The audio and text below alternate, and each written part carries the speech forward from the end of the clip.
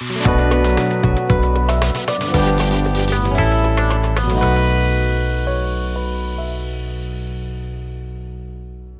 انت سباح او بتتدرب سباحة طول السنة سواء انت او ابنك، يبقى الكلام ده ليك. قبل اي حاجة، انا دكتور يارا ياسين وده درس خصوصي. كلنا عارفين ان السباحة مفيدة جدا للجسم وللصحة عامة، بس المشكلة عندنا في حمامات السباحة ان بيبقى فيها كلور عشان يقتل اي بكتيريا موجودة فيها، وللأسف الكلور ده على المدى الطويل بيبقى ليه تأثير سيء على الأسنان. عشان كده لازم ناخد بالنا من حاجات كتير لو احنا بنتدرب سباحة طول السنة.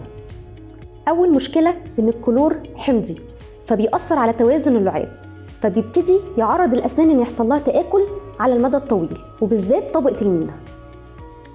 تاني مشكلة وبتحصل لمعظم السباحين حاجة اسمها سويمرز كالكولاس، ودي صبغة بتتكون على الأسنان بيبقى لونها من أصفر لبني، وبرضه بتتكون على المدى الطويل. طيب المفروض نعمل ايه بقى عشان نتجنب المشاكل دي؟ أول حاجة إني لازم أتأكد من إن المكان اللي احنا بنتدرب فيه يكون مكان موثوق ومعروف، وبيستخدم النسب الموصى بيها للكلور من غير ما يزودها. وده ممكن احسه من ريحه الميه شويه، لو حسيت الكلور باين في الميه ده معناه ان هو بيستخدم كلور اكتر من الطبيعي.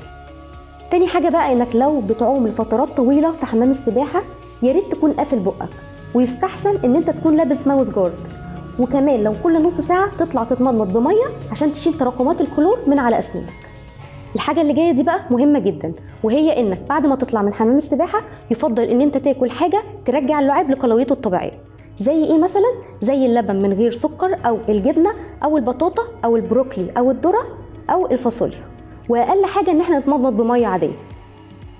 ويا ريت نبعد خالص عن الحاجات اللي فيها سكر والعصاير واي حاجة حمضية زي مثلا الليمون والبرتقال والسفندي والرمان.